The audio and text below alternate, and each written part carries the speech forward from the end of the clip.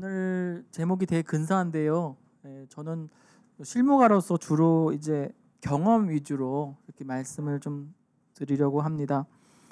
그 제목에서 이제 제목은 사실은 제가 정한 건 아니지만 이 제목을 정하신 분들이 굉장히 고심해서 정했다라는 그런 느낌이 들었습니다. 그 적대가 나타나는 여러 가지 이제 영역들이 있는데 그 중에 좀 최전선이라고 볼 수 있는 그런 영역이 난민과 이주민에 관한 그런 게 아닌가 생각이 저도 들었습니다. 최근에 이제 브렉시트하고 트럼프 선거를 보면 이게 완전히 남 얘기는 아닌 것 같고 우리도 그 과정에 있는 게 아닌가 하는 그런 두려움이 좀 생겼습니다. 그러니까 브렉시트하고 이 트럼프 선거 과정에서 우리가 본 게 사실 뭐죠? 그게 어떤 인종에 대한 어떤 편견과 어떤 적대, 인종주의라고 볼 수 있는데요. 이런 것들을 미디어하고 정치인들이 이걸 부추긴단 말이죠. 그래서 평소에는 잠재되어 있던 그런 인종주의가 미디어의 어떤 선정성과 또 정치인들의 어떤 정치 공학적인 그런 접근 때문에 이게 부추겨지는 거죠. 그래서 실제보다 과장해서 또 왜곡해서 이제 주로 이제 경제와 안보를 핑계로 일종의 희생양을 삼는 거죠. 그러면서 안에 있던 어떤 인종주의가 이제 바깥으로 나오게 되잖아요. 그래서 그 이후로 트럼프가 당선된 이후로 또 언론 기사 같은 거 보면은 혐오 발언이라든지 혐오 범죄 같은 것이 그 전에하고는 비교할 수 없을 정도로 많이 표출되는 그런 거를 이제 볼 수 있습니다. 그래서 적대의 최전선 중에 하나가 이 난민과 이주민 그런 영역이 아닌가 그런 생각이 들었습니다. 물론 환대의 최전선도 마찬가지로 난민과 이주민이죠. 왜냐하면 환대라는 건 결국은 이게 스트레인저들, 낯선 사람들을 염두에 둔 개념이 아니겠어요? 그러니까 환대의 최전선도 마찬가지로 난민과 이주민이 될 것 같습니다. 그래서 오늘 참 그 제목을 보고 되게 절묘하다 그런 생각을 많이 했습니다. 오늘 제가 말씀드릴 내용은 크게 이제 5가지예요. 5가지인데 3가지 카테고리로도 나눌 수 있는데요. 하나는 이주민과 난민 누구인가 거고요. 두 번째로는 이제 적대에 관한 건데 정서적으로 얼마나 우리가 이주민과 난민에 대해서 적대적이고 편견을 가지고 있는가. 그다음에 이런 거는 정서적인 차원에만 머물지 않고 법과 제도 관행에 나타나는 거거든요. 그래서 이런 이주민과 난민에 대한 법과 제도 관행은 얼마나 또 적대적인가 이걸 좀 살펴보는데 제가 하는 일을 중심으로 좀 말씀을 드리려고 합니다. 그 다음에 3번째로는 그러면 우리가 어떻게 이 적대를 극복하고 환대의 사회로 이주민과 난민에게 환대의 사회로 갈 수 있을 건가 그걸 좀 생각해 보려고 하는데요. 그럼 먼저 환대가 무엇인가 그 개념부터 좀 살펴보면 좋을 것 같아요. 그래서 환대가 무엇인지 좀 살펴보고 그 다음에 이 환대의 개념에 비추어 우리가 어떻게 이주민과 난민을 환대할 수 있는 그런 사회로 갈 수 있는지 좀 평소의 고민들을 좀 나누어 보는 걸로 하겠습니다.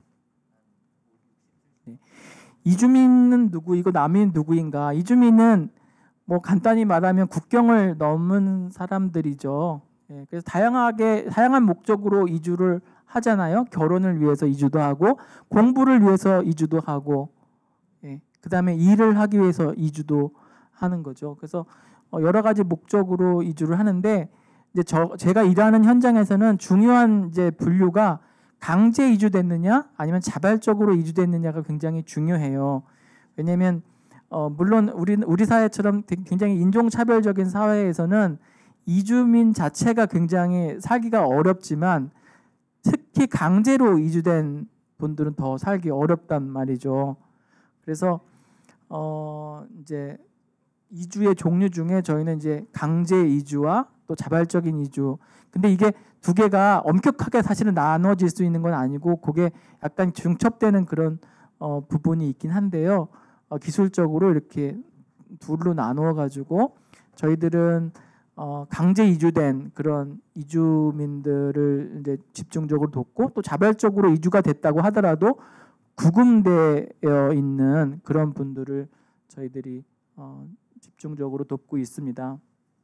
그래서 뭐 강제 이주된 대표적인 그룹들은 난민과 박해를 피해서 왔거나 박해 때문에 못 돌아가는 그런 이주민들이죠.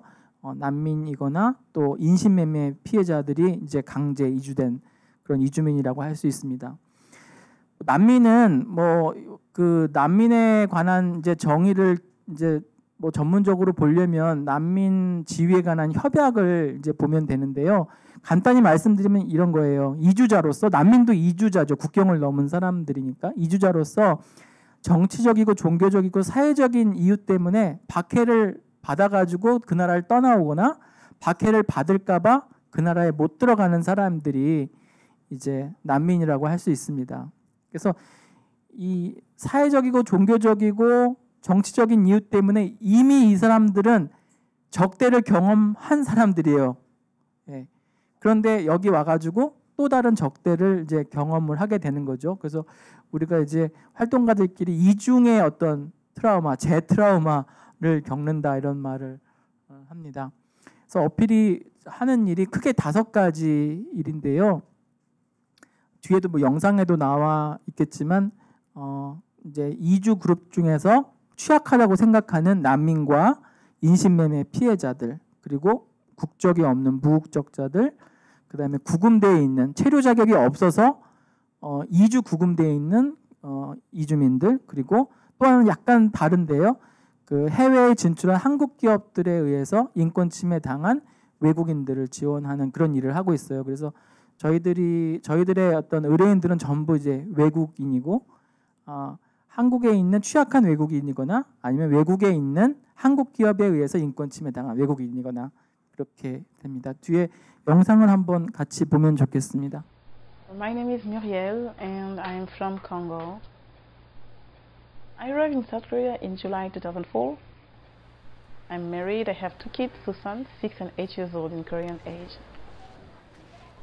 Because of the war between Congo and Uganda, the government was looking for people who might be spy working for the Rwanda army sending messages, and I was one of them. The government thought that I was a spy, so that's why I had to flee. I came to South Korea, and coming here I just applied for the refugee status, and I needed a lawyer. That's why I have been introduced to appeal. 공익법센터 어필은 2011년도 1월부터 이제 시작된 단체인데요. 공익변호사들이 주로 이제 국내에 있는 취약한 이주자들 돕는 그런 일들을 하고 있어요. 크게 이제 난민, 구금된 이주민들, 또 인신매매 피해자, 그리고 또 무국적자 분들을 위해서 일을 하고 있고, 그리고 해외 한국 기업에 의해서 인권 침해를 당한 외국인들, 이렇게 5개 그룹이 저희가 집중적으로 지원하는 거고요. 그러한 인권 침해를 감시하고 또 그에 대응하는 일들을 하고 있습니다. 이런 사람들의 목소리와 삶을 복권해주고 그 사람들이 잘 살아갈 수 있게 해주는 것, 이게 정의라고 생각하거든요. 그런 정의를 우선 실현하기 위해서 어필을 하고 있는 것은 소송이나 신청을 대리하는 것이 첫 번째가 있고, 연구하고 홍보하는 일이 있고, 그 다음에 다른 단체하고 연대 활동이 하는 게 있고요. 입법 운동을 하는 게 있고, 또 국제인권 메커니즘을 활용하는 게 있어요. 그래서 예를 들자면 소송과 뭐 신청을 대리하는 일은 난민 소송을 하는 거죠. 그 다음에 입법 운동을 하는 것은 난민법 제정 과정에서 초안을 작성한다든지 또 국회의원을 로비한다든지 하는 그런 일이고요. 공익변호사 단체이기 때문에 법률적인 지원을 주로 하고 있지만 단순히 이제 법적인 방법뿐만이 아니라 또 사람들의 인식 제고를 할 수 있도록 교육과 인식 제고 활동도 열심히 하고 있어요. 어필은 그런 법률 지원의 차원에만 머무르는 게 아니고 그걸 좀 더 넘어서서 시민사회에 소통을 하려고 하는 그런 노력들이 저는 되게 중요하다고 생각해요. 결국은 얻어야 하는 것이 난민들의 마음뿐만이 아닌 난민을 대하는 시민들의 마음이니까. 한국 사회의 가장 큰 문제점 중에 하나가 제가 생각하기에는 다양한 것을 못 참는 거고 또 취약한 사람들에 대한 배려가 없는 거라고 생각하거든요. 지원하는 일을 통해서 우리가 다양한 것이 왜 좋은지 또 취약한 그룹들에 대해서 어떻게 우리가 배려해야 되는지 그런 실험을 하고 있다고 보거든요. 그래서 그런 의미에서 한국 사회에도 의미가 있는 거가 아닐까 그렇게 생각합니다. 이런 사람들이랑 내가 알게 될 수 있다는 게 너무 감사하고 이런 이야기들의 한 부분이 내가 되고 그러한 이야기들을 제가 새롭게 접하게 되고 그 이야기를 접함으로써 나의 삶의 이야기가 바뀌게 되고 영향을 받는다. 이런 것이 생각 못했던 감명 깊은 일이었습니다. For all people living in a foreign country, very difficult. But Appeal, they are very great. They are very nice. They help us to many things, and they also treat us like human beings. You know. 본격적으로 이제 말씀을 드리면 이제 그 이주인과 난민에 대한 정서는 얼마나 적대적이고 편견이 있는가 좀 말씀을 드리겠습니다. 저희가 이제 뭐 이제 아까도 영상에서 나왔지만 이제 법률가 그룹이긴 하지만 인식 제고 활동을 되게 중요시하게 생각을 해요. 왜냐하면 뭐 저희가 결국 얻어야 되는 게 사람들의 마음이고 사람들이 어떻게 대중들이 어떻게 이제 생각을 갖고 있는가가 당국의 생각에 영향을 저는 미친다고 보거든요. 그래서 결국은 시민들의 인식 제고가 굉장히 중요하다고 생각을 하는데 저희가 그래서 뭐 영상도 만들고 캠페인도 하고 하는데 대중 캠페인이 성공한 예가 별로 없어요. 근데 유일하게 그나마 성공했던 예가 이 이제 KTNG에서 이제 나온 이 인종차별적인 광고 반대 운동에 성공을 한 그런 경험이 있습니다. 그래서 되게 우연인데요. 이제 편의점에 갔다가 이게 딱 보니까 아프리카 전통 제조 방식으로 만들었다고 광고를 하는데 사람은 하나도 없고 원숭이만 있어요. 그래서 이게 말이 되는 건가? 되게 인종차별적이다라고 생각을 한 거예요. 그런데 이게 내가 좀 오버하는 게 아닌가라고 해서 제 이제 아프리카 친구들한테 이제 물어본 거예요. 이게 어떻게 생각하냐? 그랬더니 당연히 다 너무 이제 모욕적이고 그렇다라는 거예요. 그래서 저희가 이제 뭐 이제 페이스북에서도 글을 올리고 하니까 사람들이 굉장히 호응이 좋았어요. 그리고 이걸 가지고 이제 KTNG에 편지를 보내서 이게 너무 인종차별적이고 이것 때문에 지금 수치스럽고 고통스러워하는 이주민들이 있기 때문에 모든 그 광고를 전국에 있는 모든 광고를 다 수거하고 그다음에 사과를 해라 이렇게 이제 편지를 보낸 거예요. 그리고 안 할 때는 뭐 어떻게 하겠다라고 했는데 한 1, 2주 지나서 바로 이제 답장이 왔어요. 그리고 전국에 있는 광고를 다 수거하고 또 공개적으로 사과하는 그런 이제 일들이 있었습니다. 그래서 이제 어떤 우리 안에 있는 어떤 뿌리 깊은 인종주의, 인종적인 편견 이런 것들이 너무 자연스럽기 때문에 언론이라든지 광고 이런데 뭐 그냥 너무 아무렇지 않게 이제 나온단 말이에요. 그래서 근데 우리들도 이제 그런 거에 이제 어떤 길들여져 있기 때문에 잘 모르고 그냥 휙 넘어간단 말이죠. 뭐 강남뿐만 아니라 여러 군데 많을 거예요. 뭐 흑형 치킨이라고 이제 요즘에 있는데 그것도 저는 굉장히 인종차별적이라고 생각을 하는데요. 그 제가 들었던 충격적인 것 중에 하나가 이제 그 아프리카 난민 이제 의뢰인 분이 말씀하신 건데 옛날에 광고 중에 이런 게 있었대요.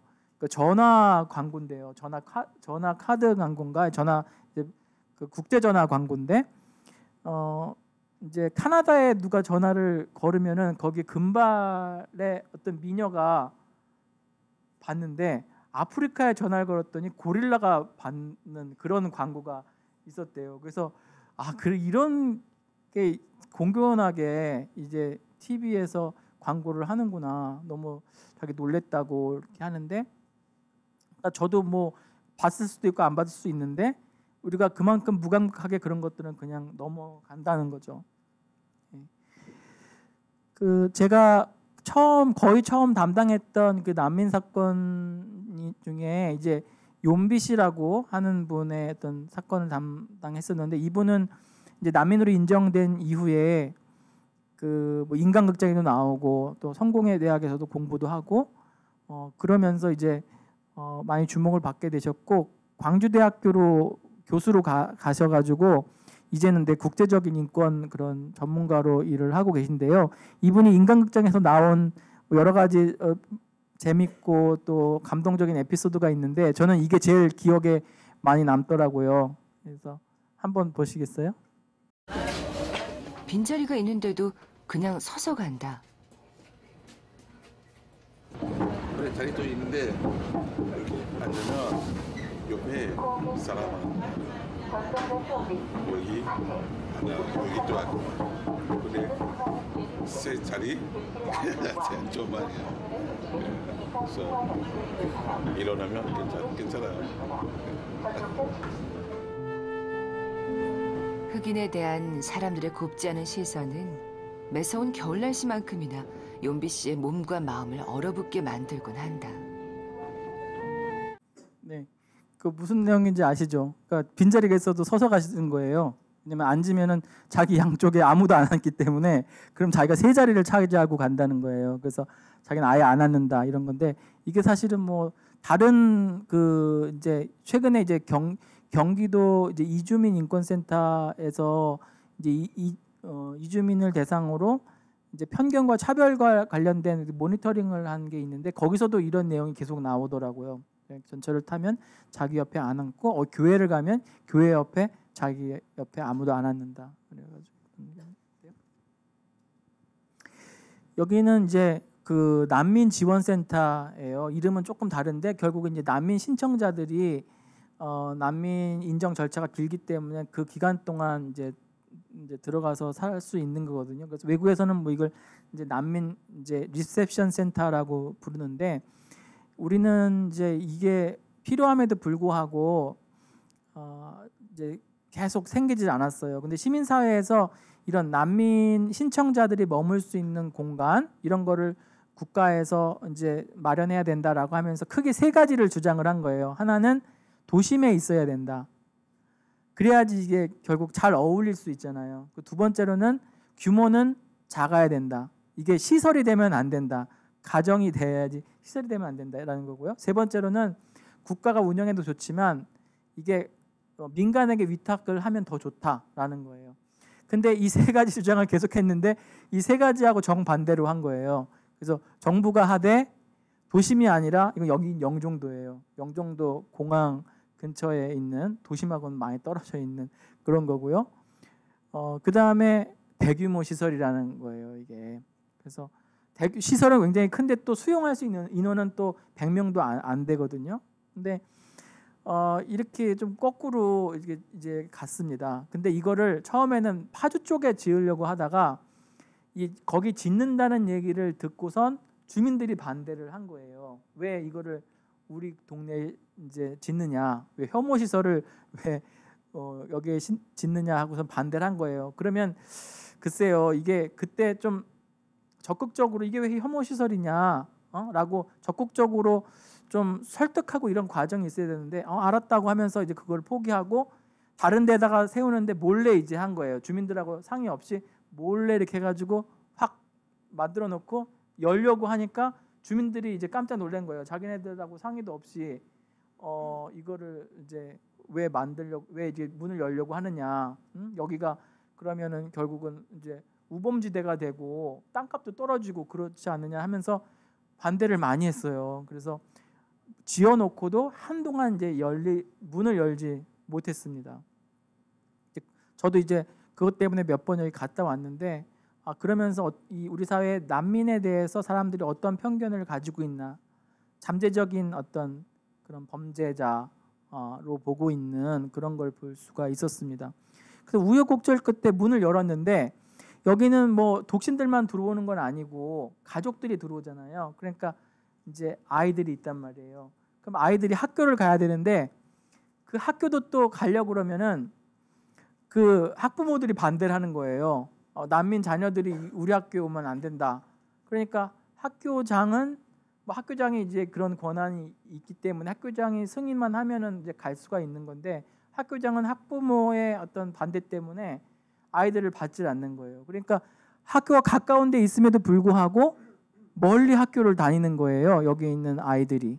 그래서 참 우리나라의 어떤 수준이 이렇다라는 그런 생각을 하게 되는 그런 사건이었습니다.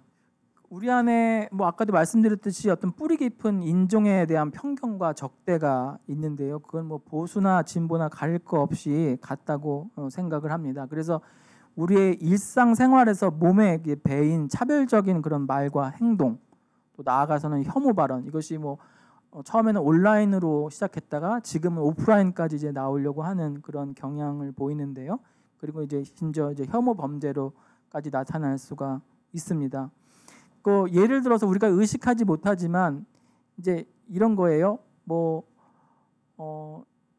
미국에 사는 만약에 동포다 그러면 재미교포라고 부르잖아요, 우리가. 근데 중국에 있는 동포다 그러면은 조선족이라고 부른단 말이에요.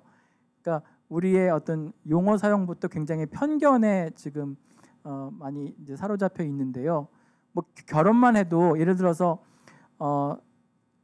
동남아시아에서 이제 오신 분하고 한국 사람하고 결혼을 하면은 그건 다문화 결혼이라고 이렇게 부르고, 서양에서 온 사람하고 결혼하면 그걸 다문화 결혼이라고 사람들이 안 부르고 국제 결혼이라고 부른단 말이에요.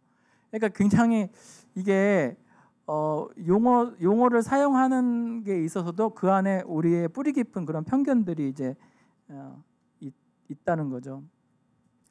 그 우리나라 외국에는 난민들이 부모 없이 이제 오는 경우 미동반 이제 아동이라고 부르는데 그런 난민들이 꽤 많습니다. 근데 우리나라는 그런 경우가 거의 없어요. 다 부모랑 같이 오는데요. 몇 년 전에 소말리아에서 부모 없이 아동이 한번 온 적이 있어요. 그런데 그 아동이 뭐 여러 가지로 참 고생을 많이 했어요. 그런데 가장 힘든 것 중에 하나가 자기가 소말리아에서 왔다 그러면 사람들이 그냥 모르면 그냥 가만히 있으면 되는데 소말리아 하면 해적밖에 모르거든요. 그러니까 너 뭐 해적하고 무슨 관계가 있냐 자꾸 만나는 사람마다 그런 걸 묻는 거예요. 그러니까 너무 고통스러운 거예요. 예. 뭐 그런 생각도 들고요. 또 이제 어떤 그 아까 이제 경기도 그 이제 외국인 그 지원센터에서 최근에 모니터링한 걸 보면은 이제 무슬림 가정에서 히잡을 이제 쓰고 학교를 가는 그 여학생이 있었는데 학생들이 집요하게 너 히잡 쓰고 다니니까 꼭 테러리스트 같다라고 하면서 계속해서 이제 집요하게 괴롭히는 거예요. 그래서 이제 부모한테 말해서 내가 히잡 안 쓰면 안 되냐 뭐 이렇게 말하다가 결국은 이제 학교도 못 다니게 되는 그런 이제 케이스도 있습니다. 그다음에 저희들도 뭐 이제 난민과 이주민과 관련된 그런 이슈에 관해서 홈페이지에 글을 올리잖아요. 그러면 댓글이 거의 이제 혐오 발언에 가까운 그런 댓글이 많이 달립니다. 그리고 기사 같은 게 나와도 댓글은 이제 좋은 댓글은 거의 볼 수가 없어요. 특히 이제 이자스민 의원이 이제 굉장히 저는 그분 굉장히 훌륭하다고 생각을 하는데 보통 이제 이주민이 이제 그런 정치인이 됐으면 이런 이슈 말고 약간은 뭐 동떨어진 이슈들, 약간 무해무탈한 이슈들 이런 거에 집중을 해서 자기의 어떤 뭐라 그럴까요, 레퓨테이션을 쌓고 이랬을 텐데 이분은 굉장히 이런 이주 이슈에 대해서 적극적으로 이제 그 옹호 활동을 하셨어요. 그런데 이분이 뭐에 관한 댓글을 보면은 정말 가관이 아니고 여기는 이제 보수 진보 할 거 없이 모두 달려 들어가지고 이제 공격하는 거를 이제 볼 수가 있었습니다. 요게 좀 긴데요. 한번 뭐 읽어보시죠. 이게 2011년에 지금 난민법 없이 우리가 난민 제도를 운영을 하다가 난민법을 이제 제정을 2011년 말에 국회를 통과를 하고 2013년부터 이제 시행이 되고 있는데요. 그 난민이라는 거는 그때만 해도 한 1년에 딱 한 번 언론에 등장했었어요. 그러니까 사람들이 난민에 관한 것도 잘 모르고 언론들도 세계 난민의 날 6월 20일인데요. 그때만 반짝 관심을 갖는 그런 이슈였어요. 근데 2011년 말에 난민법이 네이버 검색어 1위가 된 거예요. 그래서 왜 그러냐면 이런 내용인 거예요. 이제 난민법이 통과가 되면은 우리나라가 난리가 난다. 예, 이제 무기도 들어오고 마약도 들어오고 맨 밑에 보면 2015년부터는 시민들의 광장에서 총격전도 볼 수 있다 이렇게 돼 있는데 이런 게 사실은 예외적인 어떤 그 댓글이 아니라 뭐 일반적인 댓글인 거죠. 제가 그때 이제 댓글을 이제 몇 개를 모아놨는데 그 중에 하나를 지금 소개시켜 드리는 겁니다. 근데 이런 게 이제 온라인에만 있지 않고 요즘엔 이제 오프라인으로 이제 나오기 시작하는 거예요. 그래서 뭐 단체를 만들어서 소위 이제 반다문화 단체라고 이제 부르는데 반다문화 단체를 만들어서 이제 세미나 같은데 적극적으로 이제 이주 관련된 세미나가 있으면 적극적으로 거기 참석해가지고 일종의 뭐 의견도 제시는 하지만 방해를 하는 그런 이제 경우가 많고, 근데 정부도 이런 인종주의를 표방하는 그런 단체에 대해서는 좀 엄격하게 이걸 대처를 해야 되는데 이 대처를 하지 않고 어떤 태도냐면 이것도 하나의 의견이니까 이걸 어떻게 조율할까 이런 식으로 이제 대응을 한단 말이에요. 그래서 그것도 참 문제다라고 생각을 합니다. 근데 일본에서도 사실 비슷한 그런 경향들이 있죠. 일본에서도 중국 사람들 또 한국 사람들에 대한 이런 혐오가 온라인에 있다가 뭐 재특회라고 하잖아요. 그 외국인에게 뭐 그런 특권을 반대하는 모임이라는 그런 뭐 뜻이라고 하는데 이것이 온라인에서 굉장히 활발하게 있다가 최근에는 이게 오프라인으로 나왔단 말이에요. 그래서 한국인들이 많이 살고 있는 지역에 가가지고 시위를 하는 거죠. 한국인들 뭐 다 죽어라 아니면 바퀴벌레와 같다 더럽다라고 하면서 그렇게 시위를 이제 하는데 우리는 그 정도까지는 아니더라도 바깥에 나와서 막 시위를 하고 이 정도까지는 아니더라도 뭐 세미나에 참석을 한다든지 아니면 단체를 구성해서 압력을 행사한다든지 이런 약간 오프라인으로 이제 가려는 그런 움직임들이 있습니다. 그 난민법 제정 당시에도 이런 단체들한테 저도 굉장히 많이 전화를 받았어요. 그래서 너무 전화가 하루에 많이 오니까 저도 그렇고 저희 동료들도 그렇고 전화 소리만 올리면은 좀 이게 막 가슴이 벌렁거리고 또 그런 전화인데 어떻게 대응을 해야 될까 그렇게 이제 겁을 먹었던 그런 생각도 들고요. 또 친구가 이제 너가 다문화 단체 보면은 그 블랙리스트가 있는데 네 이름이 거기에 올라와 있다라고 하면서 겁을 줬던 그런 생각도 듭니다. 네.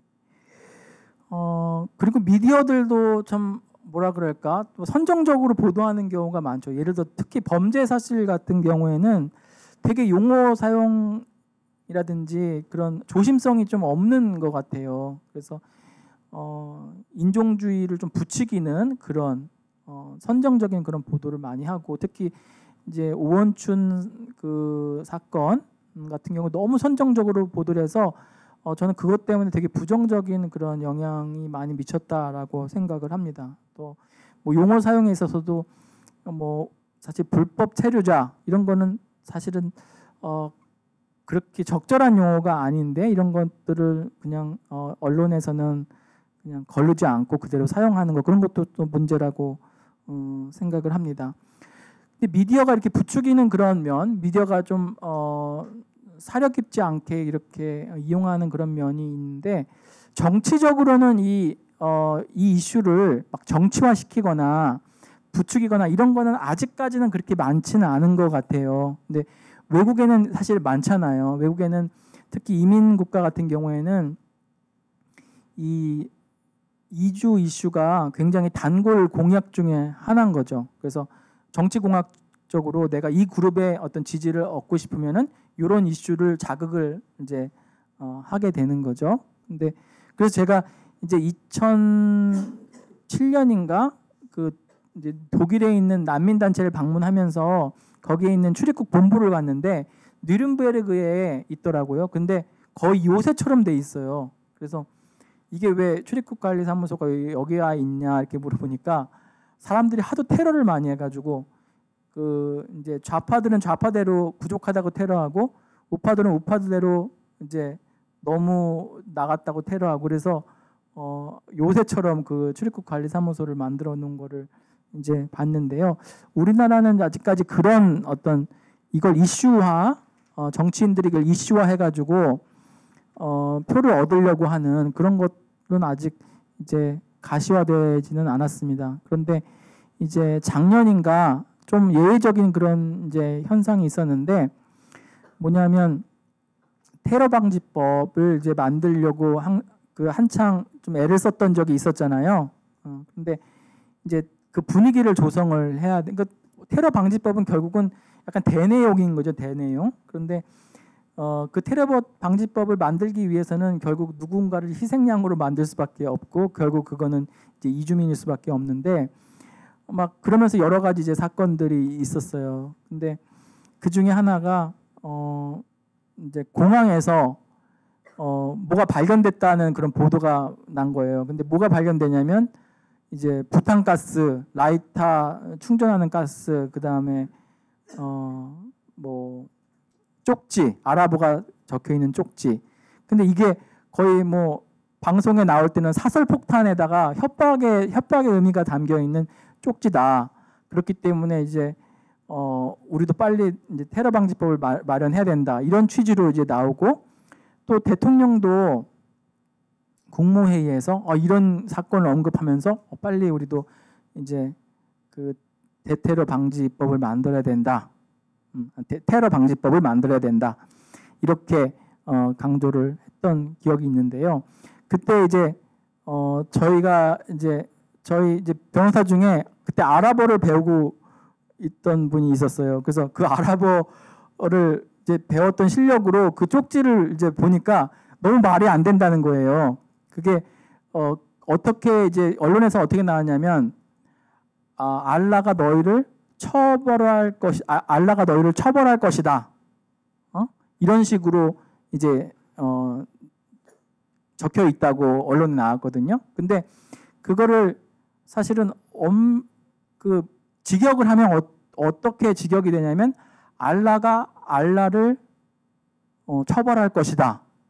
이런 식으로 직역이 된다는 거예요. 이건 말이 안 된다. 그래서 어떻게 이게 나왔을까 곰곰이 생각을 했는데 이제 이것과 관련된 홈포스팅을 하니까 누가 댓글로 이렇게 다른 거예요. 자기가 이제 알라가 처벌할 것을 알라라는 식으로 구글 트랜슬레이션을 해보니까 알라라고 첫 번째 알라가 너희를 처벌할 것을 알라. 근데 알라가 두 개 나오잖아요. 그러니까 하나를 목적으로 만들어 버린 거예요. 알라가 알라를 처벌할 것이다. 그리고 이제 아랍어 같은 경우에는 뭐 왼쪽에서 오른쪽으로 안 쓰고 오른쪽에서 왼쪽으로 쓰잖아요. 그러면 마침표를 이쪽에 찍어야 되는데 순서는 이렇게 돼 있는데 마침표를 여기다 찍은 거예요. 그래서 이거는 완전히 조작이다. 라는 그런 이제 포스팅을 해가지고 굉장히 인기 있는 포스팅이 전무후무한 그런 조회수를 기록한 적이 있습니다. 그래서 누가 했는지 굉장히 의심스러운 그런 이제 수작인데요.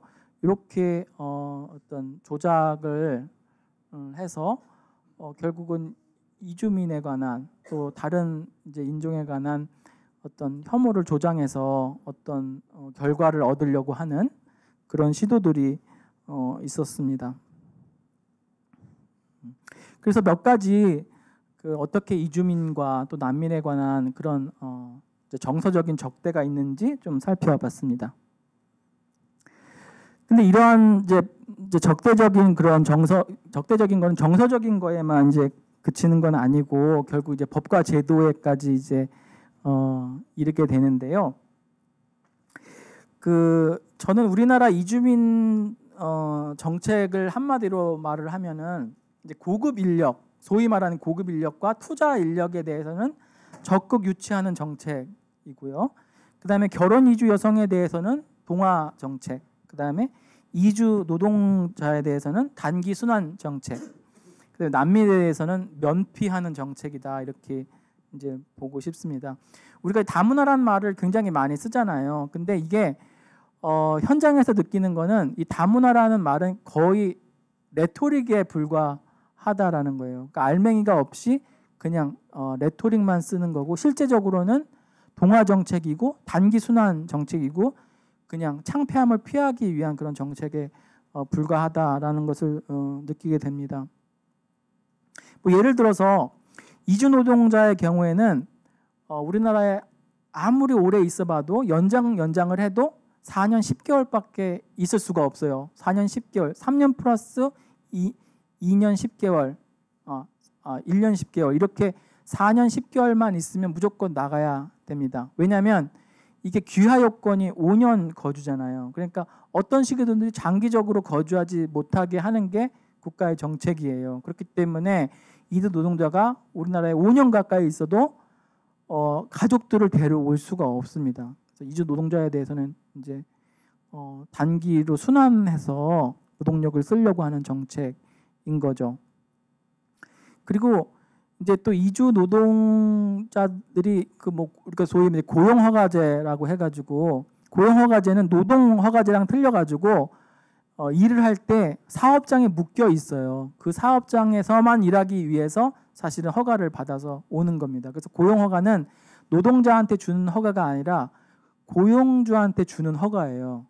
노동허가는 이제 노동자한테 주는 허가인데요. 우리는 이제 노동허가제가 아니라 고용허가제란 말이죠. 그렇기 때문에 사업장을 변경하는 게 굉장히 힘들어요.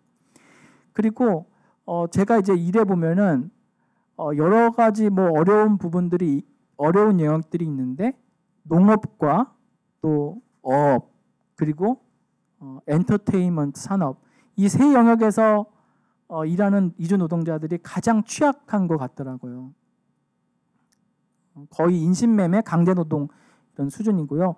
뒤에 보면은 이제 농축산업에서 일하는 이주 노동자들의 상황을 담은 담은 영상 클립이 있는데 그걸 좀 보시면 될 것 같고 엔터테인먼트 산업에서 일하기 위해서 주로 이제 필리핀 여성들이 오는데 제대로 된 그런 엔터테인먼트 산업으로 가기보다는 주로 이제 미군 부대 근처에 있는 어떤 클럽에서 성매매를 하는 그런 데로 이제 속여서 넘겨지는 그런 경우가 굉장히 많이 있습니다. 그래서 이런 문제는 사실은 10년 넘게 그 문제가 되어 온 건데 아직까지도 이제 해결이 안 되고 있고요.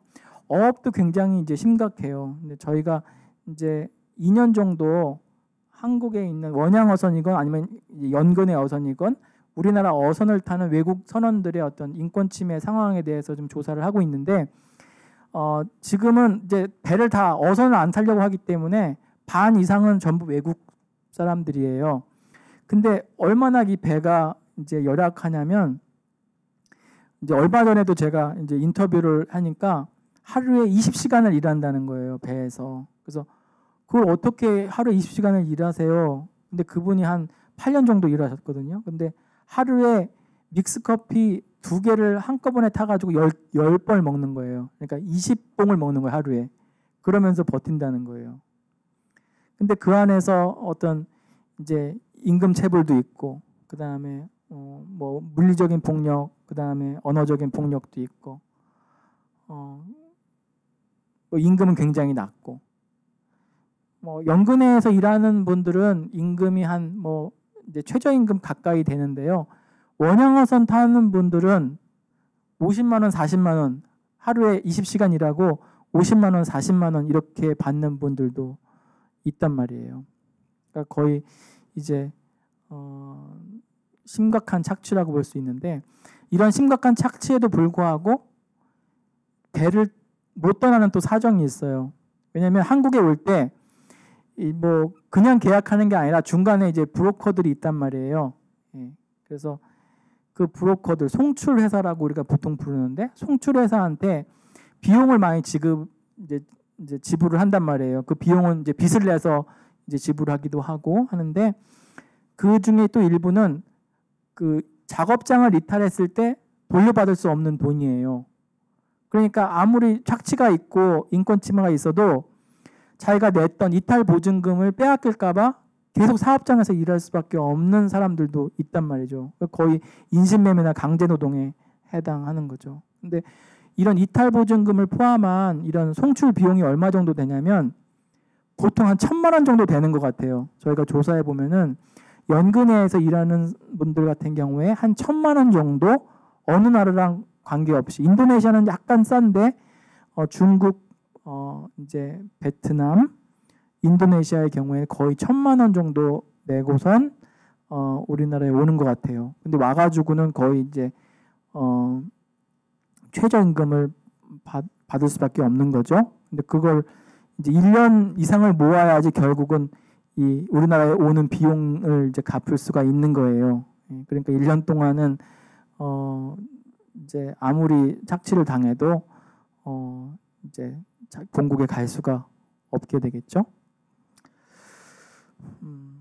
그렇고요. 그다음에 결혼 이주 여성의 경우에 아까 이제 뭐 동화 정책이라고 했는데 기본적으로 이제 이주 여성들은 위장 결혼을 했다라고 전제를 하고선 보는 것 같아요. 제가 이제 보면은, 왜냐하면 그 제도 자체가 이런 거예요.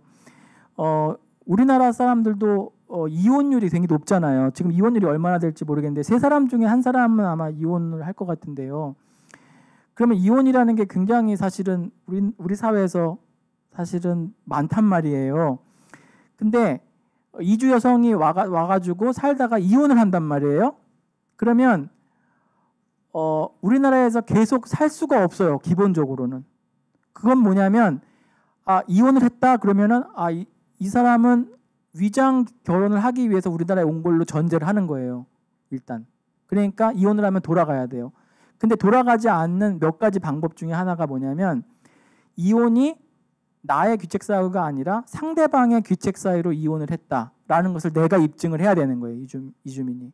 그러니까 그게 얼마나 힘들겠어요. 그러니까 그 전제는 뭐냐면 결혼 이주 여성은 위장 결혼을 하기 위해서 우리나라에 왔다라는 그런 전제가 깔려 있는 거죠.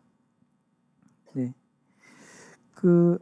아까 이제 농업과 관련된 그런 이제 그 영상이 있다고 했는데 이거 한번 틀어주시겠어요?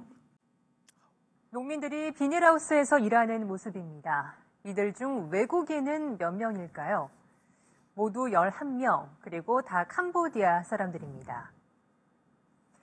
이제 외국인 근로자가 없으면 농사를 짓기 어려울 정도인데요. 10년 전 33명에 불과했던 농촌 외국인 근로자는 이제 2만 4천여 명까지 늘어났습니다. 하지만 처우는 몹시 열악한데요. 폭행을 당하고 밥을 제때 못 먹는 경우도 있습니다. 그 실태를 홍성희 기자가 취재했습니다. 전남의 한 배추밭, 외국인 근로자가 마구 폭행을 당하고 있습니다. 작업 도중 앉아 있었다는 게 이유였습니다. 이 여성 외국인 근로자는 술에 취한 농장 주인에게 성추행을 당했습니다. 이 농촌에서는 사업주가 다른 사업주의 요청을 받고 자신의 외국인 근로자를 빌려주는 이른바 불법 파견까지 벌어지고 있습니다. 한 화물차가 외국인 근로자를 싣고 어딘가로 향합니다.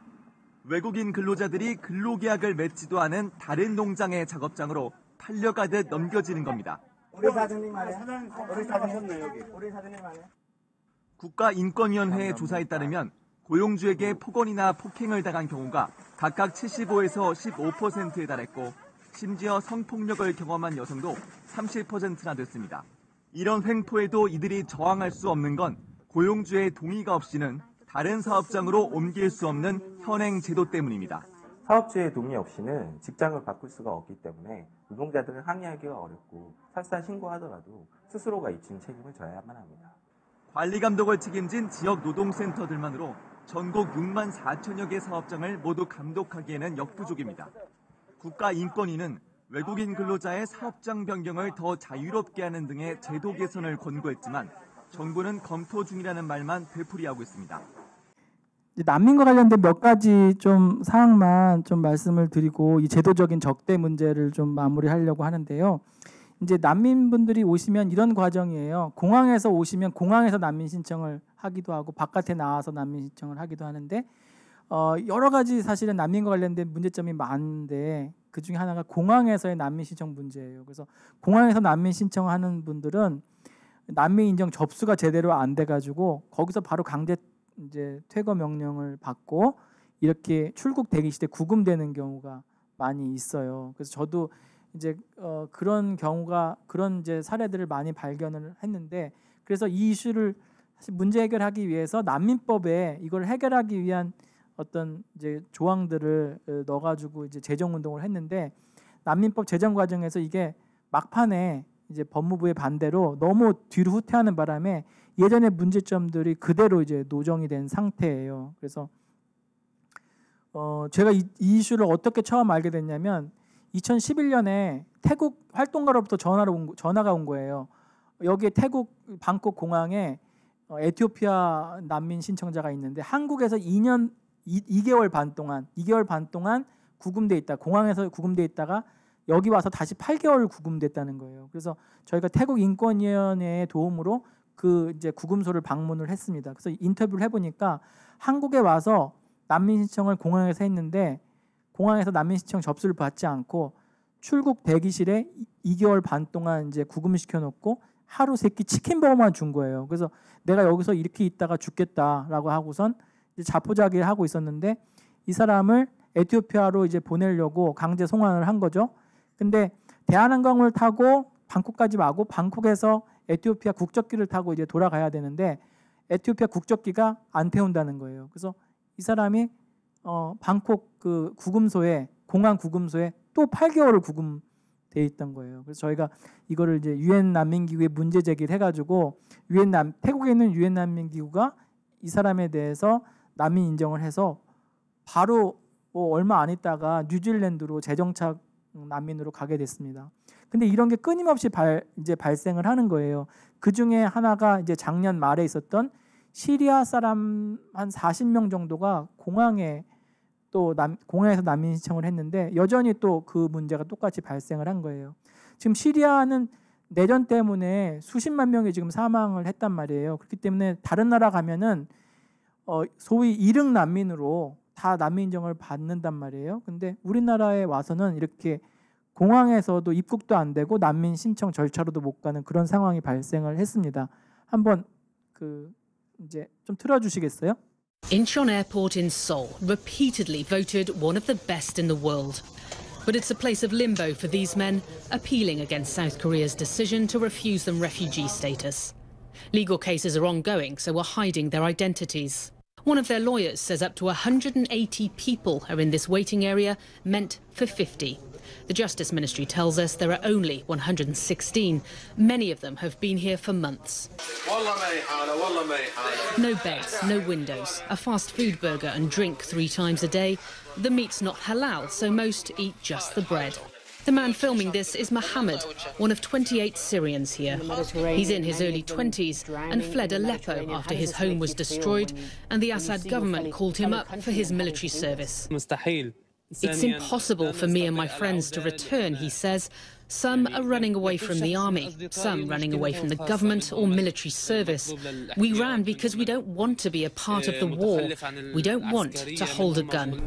The Justice Ministry rejected his application 6 months ago because he didn't come from Syria directly, but from a safe country. He travelled through Turkey and China. Mohammed's lawyer tells me China forcefully repatriates North Korean defectors because they don't consider them refugees. And an Amnesty report claims Turkey has been banishing about 100 Syrian refugees a day since January. The claim these countries are safe is illogical. Mohammed says he decided to come to South Korea as he couldn't bring himself to try and reach Europe. I have friends who died in the sea, he tells me. I'm so sad about it. I just couldn't try because I saw my friends and thousands of other people drowning in the sea. The Justice Ministry declined our request for an interview and also for access to the would-be refugees, citing security concerns. But they did say for those who didn't want to stay in this waiting room, they were able to stay in the transit area, but at their own expense. As for the waiting room, the Justice Ministry says the Airlines Operation Committee is responsible. The AOC is asking the government to take responsibility, and the lawyers say unhygienic conditions are making some of their clients sick. Since 2014, hundreds of Syrians have been allowed into the country under humanitarian status. The Justice Ministry says they have no benefits except basic health care, and only 3 have been granted full refugee status in 20 years. But for Mohammed, he's still waiting to hear if he's even allowed to apply. Paula Hancock's CNN Seoul. 그 공항에서 난민 신청 문제는 이렇고요. 저기 좀 빠르게 진행하면은 그 저희가 이제 하는 일 중에 이제 무국적자를 지원하는 일도 있다 그랬잖아요. 근데 우리나라가 무국적자 지위에 관한 협약을 1963년에 가입을 했습니다. 굉장히 일찍 가입을 한 거예요. 다른 인권 조약보다 가장 먼저 여기를 지원을 했는데요. 그 비준을 했는데요. 이 비준을 할 때 왜 했는지 잘 모르겠습니다. 근데 아마 뭐 여러 가지 정치적인 이유가 있을 것 같은데 지금 60년이 지났는데도 이 협약을 이행하기 위한 걸 아무것도 안 하고 있어요, 정부가. 무국적자 지위에 관한 협약이 뭐냐면 난민 협약의 자매 협약이라고 그러는데 무국적자들을 확인을 해가지고 식별을 해서 그 무국적자들한테 일정한 보호를 해주는 거거든요. 근데 무국적자들을 식별할 수 있는 절차도 여태까지 60년 동안 마련해 오고 있지 않다는 거예요. 근데 여기서 가장 이제 피해를 많이 보는 사람들이 이제 아동이거든요. 그래서 아동과 관련된 영상을 한번 볼게요. 마르크는 콩고 출신의 부모님 사이에서 태어난 이제 8살이 된 여자아이입니다. 마르크는 이제 학교를 다녀야 할 나이가 되었는데 많은 학교는 이 아이를 받아들이기 꺼려합니다. 겨우 그녀를 받아들인 학교는 집에서 3시간이나 걸려서 힘들게 학교를 다녀야 합니다. 케냐 출신의 부모님 사이에서 태어난 장은 한국에서 심한 복통을 겪습니다. 하지만 부모님은 이 아이를 병원에 데려갈 수가 없습니다. 이 두 아이의 공통점은 무국적자 아동이라는 것인데요. 무국적자란 어떠한 국가에서도 국민으로 인정받지 못하고 어떠한 나라에서도 보호받지 못하는 사람들입니다. 대부분의 무국적자 아동은 난민의 신청 중에 있는 부모의 아이들, 미등록 외국인의 아이들이고 한국의 무국적자 아동은 대략 1만 명에 달한다는 보고도 있지만 공식적인 통계는 없으며 이들은 국적이 없다는 이유로 정당한 교육권과 건강권을 가지고 있기가 힘듭니다. 국가적인 면에서도 정확한 인구 통계가 불가능하고 출생 등록조차 하지 못한 이 아이는 이 세상 어느 국적의 소속도 아닌 세상에 존재하지 않는 사람의 취급을 받아야 합니다. 이러한 일들이 이들만의 문제일까요? 서로를 보듬는 게 중요한 사회에서 우리는 다 유기적으로 연결되어 있고 특히 그 사회의 인권 수준은 가장 약한 사람을 어떻게 대하는지가 보여지는데 이들을 잘 대하는 것은 결국 내가 살기 좋은 사회가 되는 것입니다. 당신은 어떤 세상에서 살고 싶습니까? 각자가 존중받는, 특히 약한 사람까지 존중받는 세상이 아름다운 세상이 아닐까요? 그런 세상에서 살고 싶으면 이들의 권리부터 존중해보는 것도 좋은 방법입니다. 그렇다면 우리가 할 수 있는 것이 무엇이 있을까요? 첫 번째로는 1954년 무국적자 지위에 관한 협약을 이행하도록 정부에 촉구하는 서명을 해주는 것입니다. 또한 이런 약한 사람들을 위해 노력하는 인권단체를 후원해주세요. 더 자세한 것을 알고 싶으면 공익법센터 어필 홈페이지에 방문해주세요.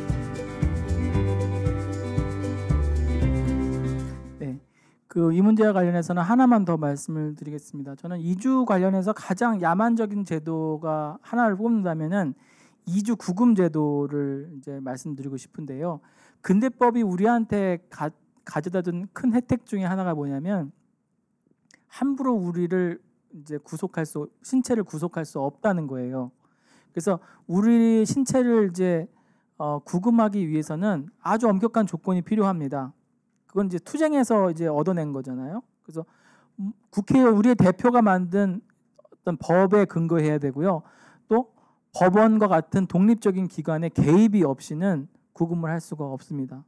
그리고 당연히 구금의 상한이 있어야 되고 우리가 잘못한 만큼만 구금이 돼야 돼요. 그리고 구금을 안 하고서 다른 방법으로 똑같은 이제 목적을 달성할 수 있으면은 구금할 필요가 없는 거죠. 근데 이주 구금과 관련해서는 이런 것이 하나도 지켜지지 않습니다. 이주 구금이라는 건 뭐냐면 어떤 죄를 져가지고 감옥에 간 그런 게 아니라 체류 자격이 없다는 이유로 이제 구금되는 경우가 이제 이주 구금이에요. 근데 이거는 법률적인 그런 근거, 물론 출입국 관리법이 있지만 아주 세부적인 사항은 규칙에서, 행정 규칙에서 그걸 규정을 한단 말이에요. 그 다음에 법원의 개입 없이 출입국 관리사무소장의 결정으로 구금이 됩니다. 그리고 더 끔찍한 건 뭐냐면 구금의 상한이 없어요. 그러니까 체류 자격이 없다는 이유로 3년, 4년 이렇게 구금되어 있는 사람들이 많단 말이에요. 외국인 중에서. 근데 4년 정도 구금되려면 무슨 죄를 범하면 4년 정도 구금이 되겠어요? 정말 중범을 범하지 않으면 4년 정도 구금할 수가 없는 거거든요. 근데 체류 자격이 없다는 이유로 4년 막 이상씩 구금되어 있는 사람들이 있단 말이에요. 근데 더 놀라운 거는 이런 구금에 적용되는 이런 어떤 기준들, 조건들이 어른에만 적용되는 게 아니라 이주 아동에게도 적용이 돼요. 그래서 이주 아동들도 구금이 되는 그런 사례들이 있단 말이에요. 저희가 정기적으로 통계를 이제 요청을 하면은 한 1년에 50명 넘는 아동들이 이제 구금이 됩니다. 최근에도 몇 달 전에 1살짜리하고 4살짜리가 구금이 됐는데 한 20일 정도 구금이 됐어요. 그래서 결국 뭐 여러 가지 방법으로 싸워가지고 결국 나왔지만 나오고 나서도 이 아동들이 퇴행을 보이는 거예요. 거기서 이제 겪었던 트라우마 때문에 계속 퇴행을 보이고 어떤 대인기피증, 밤에 오줌을 싼다든지 이런 어떤 퇴행을 보이는 그런 사례도 있습니다. 그래서 요거를 마지막으로 한번 보겠습니다.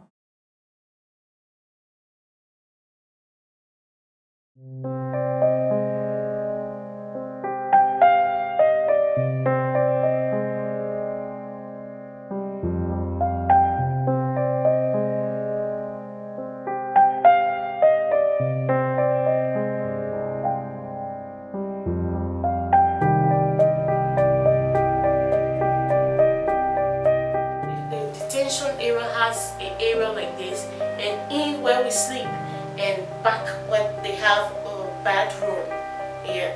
But they said we should not stay in. Every morning we should come here and just sit and be looking. When some of them, when like my son is like going to touch the bath, then yes, they were like push him, yeah, like a criminal. They just, so I was asking, I said, I didn't steal, I didn't kill. My children don't know anything, they are innocent. In fact, small baby that take breasts. Each time we go outside for playground, then we spend 30 minutes. When we are coming in, we will spend 10 or 15 minutes to the gate. He don't want to come in, he will have to hold the bag. Those officers, they are pulling him. Israel, go in. He said, no, I'm not going. 10 to 15 minutes. He's crying. He said they are going to lock him up. We don't know what was that. At time one night, I think two nights, he burned with fever. Then his eyes were straining around. The doctor checked him and he said, Kichana, and my baby was sick. You have to check him. So the other officer said, tell someone or maybe your husband to buy a medication to bring it. There was no baby food there. He was just drinking water, and because of that I was giving him breast milk. But the breast milk, there's nothing heavy. I want to go out and go and play with my friends. But those people here in that close, they have locked us up. Why? What have I done?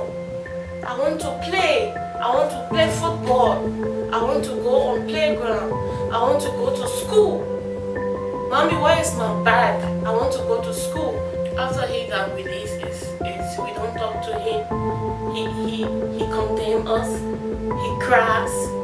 After nothing, he screams at night. Ah! He just screamed. When we came from detention, Israel peed on himself, toilet on himself, and always washing clothes. Israel, why he don't change? We don't know what to do about him now. know what will happen to my children. 이주 아동을 포함한 모든 아동은 유엔 아동권리 협약에 아동 최선 이익의 원칙에 따라 체류 자격을 이유로 구금되지 않을 권리가 있습니다. 즉, 이주 아동은 본인이나 부모의 체류 자격이 없다는 이유로 구금돼서는 안 됩니다. 그 대신 다양한 구금 대안이 마련되어 국내에 거주하고 있는 이주 아동이 진정한 의미의 보호를 받을 수 있도록 정부와 시민들의 노력이 필요합니다. 이주 아동이 더 이상 구금되지 않도록 서명에 동참해 주세요.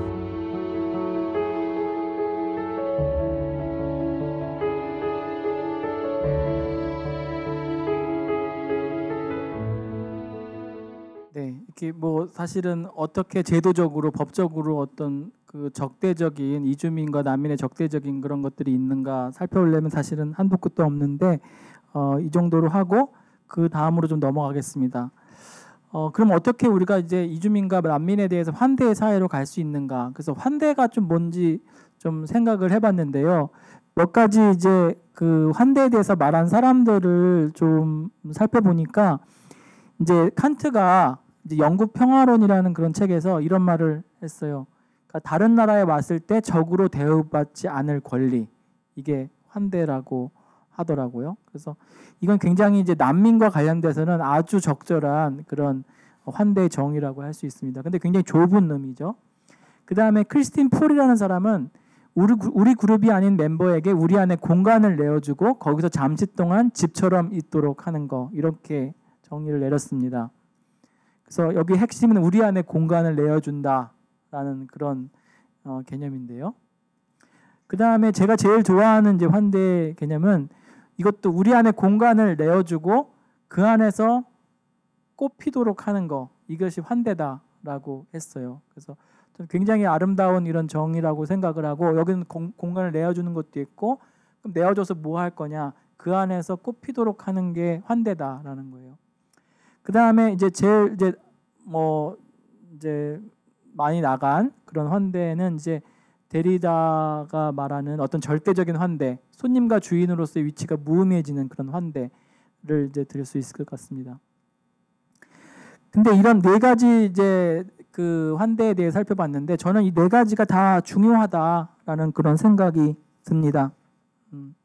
여러 층위에서 다 강조가 되어야 된다라는 그런 생각이 드는데요. 그 뭐 환대의 정의를 아까 살펴보면은 뭐 칸트에서부터 쭉 이렇게 확장돼 가지고 결국 이제 데리다까지 이제 가는데요. 이제 적으로 대우하지 않을 이제 대우하지 않기 가 가장 기본이 되는 거겠죠. 왜냐하면 이주자들이 잠재적인 범죄자, 특히 난민들이 잠재적인 범죄자로 이제 취급을 당해서 공항에서 난민 신청을 해도 결국은 난민 인정 접수가 난민 인정 절차로 들어가지 못하고 결국은 쫓겨날 수밖에 없는 상황들, 이런 건 결국 적으로 이제 보는 거거든요. 그래서 가장 이제 환대의 기본이 이제 이주민이나 난민을 볼 때 적으로 보지 않는 게 기본이 되어야 된다라고 그런 생각을 하게 됩니다. 그리고 난민을 적으로 이제 대우하지 않는 이런 거는 아까 말한 이제 어떤 적대적인 어떤 혐오 발언, 또 미디어의 적대적인 그런 이제 선정적인 그런 이주민을 다루는 태도, 이런 것도 관련이 되어 있는데요. 이제 여기에 어떻게 대응할 건가? 근데 우리나라가 이제 크게 문제점이 뭐냐면 이제 그 유엔의 어떤 인종차별 특별 보고관 우리나라에 와가지고 이제 그 권고를 내린 것 중에 보면은 인종주의, 인종차별과 관련돼서 특화된 어떤 정의 규정도 없고 이것과 관련된 범죄를 처벌하는 규정도 없단 말이에요. 그러니까 일반적인 그런 형법으로 이제 다룰 수밖에 없는 거예요. 그런 또 문제점이 있고요. 근데 두 번째 문제점은 뭐냐면 인종주의에 관한 문제점을 전부 다 이렇게 처벌 형식으로 다룰 수는 없거든요. 그래서 아주 익스트림한 케이스는 그렇게 다룰 수밖에 없지만 대부분은 자발적으로 이거를 해결하도록 그 분위기를 조성하는 게 굉장히 중요해요. 결국 인종주의는 결국 마음을 바꾸는 문제잖아요. 그러니까 자발적으로 이걸 해결하도록, 특히 뭐 언론의 자발적인 어떤 그런 코드 오브 컨덕트 같은 거를 마련한다든지 자율적인 규제 시스템이 돌아가게 한다든지 이런 게 굉장히 중요하다는 거죠. 그리고 이제 요거는 어떤 거냐면 그 인종차별 특별보호관하고 표현의 자유 특별보호관이 인종주의에 관해서 같이 공동 보고서를 쓴 게 있어요. 근데 그 보고서 말미에 이런 표현이 있어요. 거의 시 같은 그런 표현인데, 그러니까 이런 어떤 혐오 발언에 관한 전략적인 대응은 이걸 형법적으로 막 엄격하게 규제하는 것보다 more speech가 돼야 된다는 거예요. 언론의 표현의 자유를 더 잘 보장하는 그런 방식으로. 예. 그래서 문화적인 차이에 대해서 교육하는 more speech, 다양성을 증진시키는 more speech, 소수자들의 역량을 강화하고 그들에게 말할 기회를 주는 more speech가 돼야 된다. 그래야지만 그들의 행동뿐만 아니라 마음까지도 바꿀 수 있기 때문에 그렇다라고 이제 결론을 내리는데, 적으로 대하지 않기, 그러니까 적으로 언론과 또 어떤 대중에서 이렇게 혐오 발언 또 인종주의가 바깥으로 나오는 거에 대해서 한편으로는 익스트림한 케이스는 이거를 엄격하게 규제할 필요가 있지만 또 대부분의 케이스는 이렇게 자율적인 규제, 표현의 자유를 더 증진하는 방식으로 해결을 해야 된다라는 거예요. 두 번째 아까 정의가 공간을 내어주고 잠시나마 거기서 집처럼 있을 수 있게 하는 건데요. 이게 결국은 이제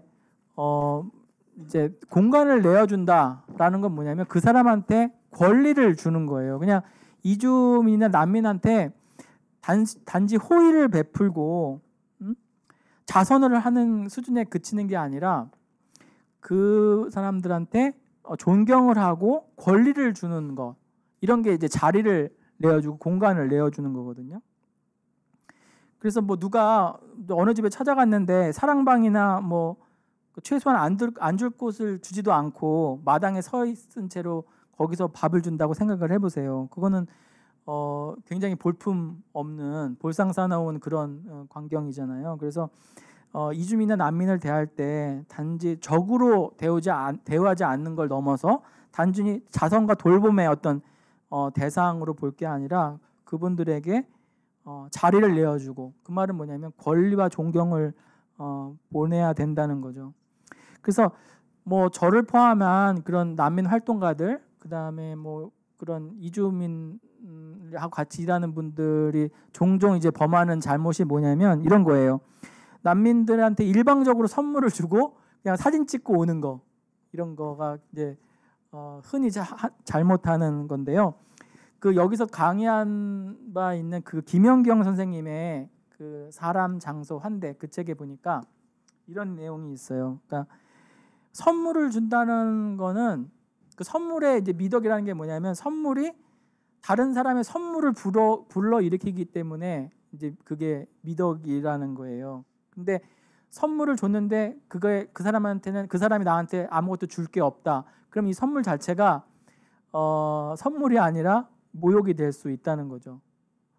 그래서 이건 마치 중세시대의 결투를 신청하는 거랑 마찬가지라는 거예요. 중세시대 때 어떤 분쟁이 생겨가지고 내가 당신한테 결투를 신청합니다라고 했을 때 그 사람이 내가 결투를 받아들이겠어 해야지 자기 면이 서는 거잖아요. 근데 나는 결투 안 하고 난 도망가고 나는 내가 뭐 다 졌어 이렇게 하는 거는 되게 수치스러운 행동인 거잖아요. 근데 선물을 주는 것도 마치 결투를 신청하는 거나 마찬가지다라고 이렇게 하는데 굉장히 공감이 됐습니다. 그래서 결국은 이제 이주민과 난민을 환대한다는 것은 적으로 대하지 않는 걸 넘어서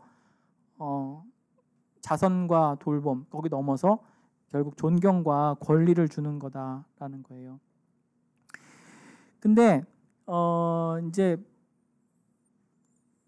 권리를 보장한다는 건 뭐냐면 권리의 어떤 이제 담지자가 있는 거고요. 그다음에 권리를 이제 보장해주는, 권리를 보장해줘야 되고 또 권리 보호 의무가 있는 상대방이 있는 거잖아요. 근데 권리 보호의 주체는 뭐냐면 결국은 이제 국가예죠. 국가. 근데 이제 일을 해보면은 이런 거예요. 법치주의를 되게 강조를 하는데 이 법치주의는 항상 일방적인 것 같아요.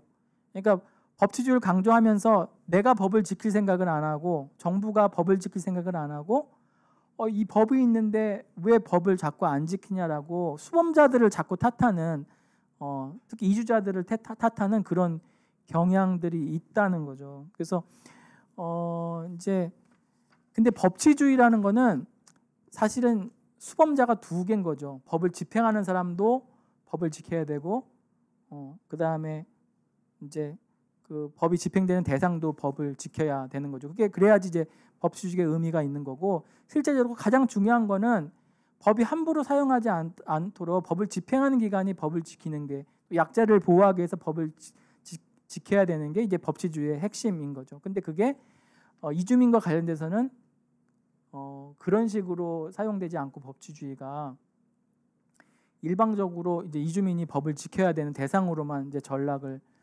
한다는 거죠. 그래서 이제 이게 뭐냐면 그 법무부하고 출입국관리사무소에 전화를 걸으면 이 노래가 나와요. 이제 윤영주 선생님이 작곡을 하신 건데 이제 뭐 법은 불편하지도 않아요. 법은 어렵지도 않아요. 이렇게 하면서 전화를 계속 돌려요. 그래서 저를 굉장히 불편하게 만드는데 그런 노래가 있습니다. 근데 이 노래를 보면은 결국 법은 지켜야 된다. 이주민이 법을 지켜야 된다 그런 내용이에요. 근데 저는 이 노래를 들으면서 왜 너희들은 법을 왜 안 지키는가 그런 생각이 많이 든다는 거죠.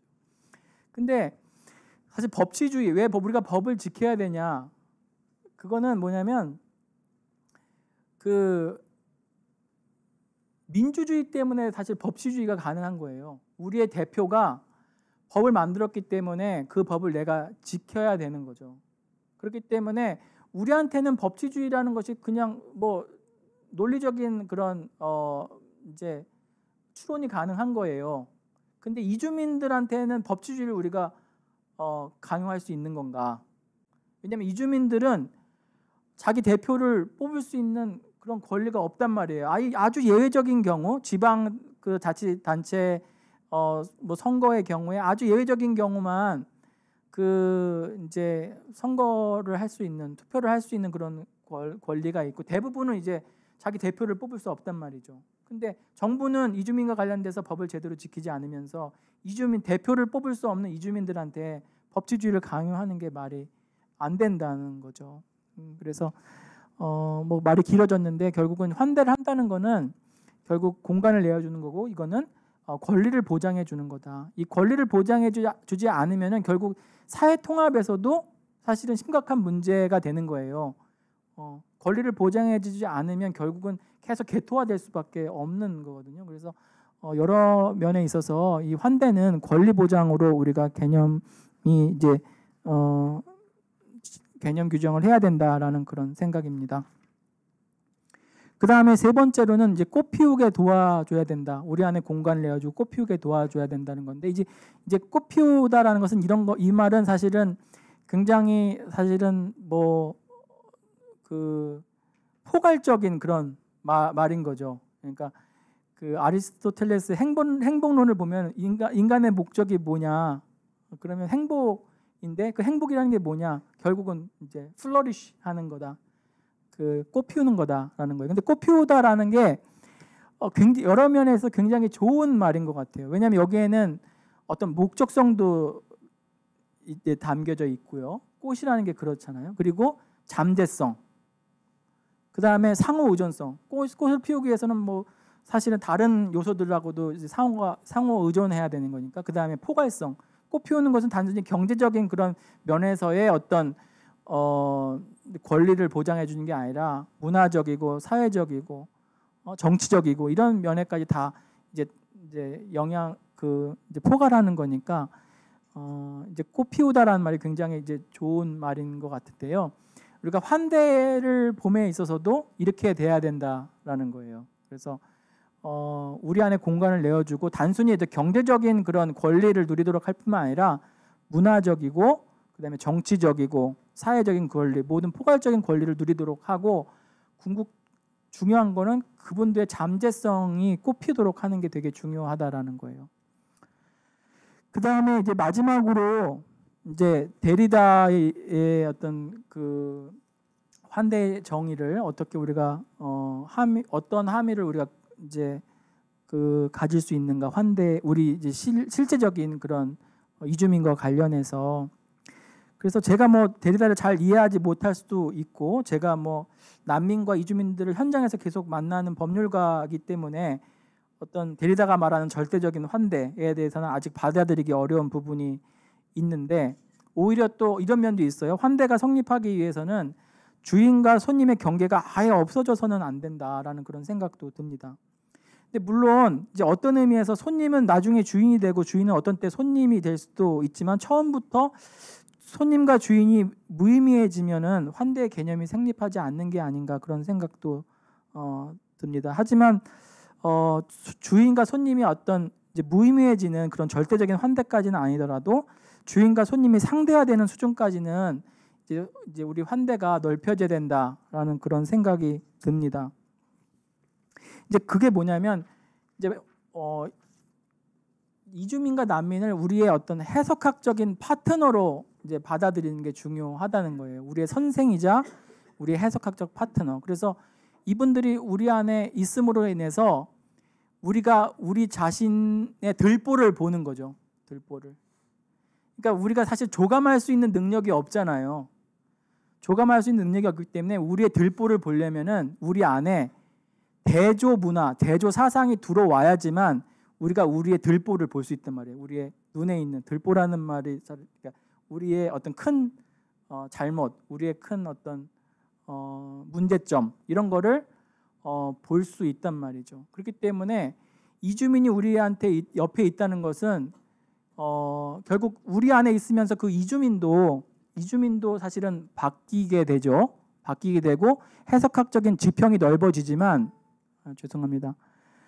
우리도 그렇다는 거예요. 우리도 이런 이주민들을 해석학적인 파트너로 삼아가지고 우리도 이제 변화하는 거죠. 우리의 인식도 변하고 우리 삶도 변화하는 거죠.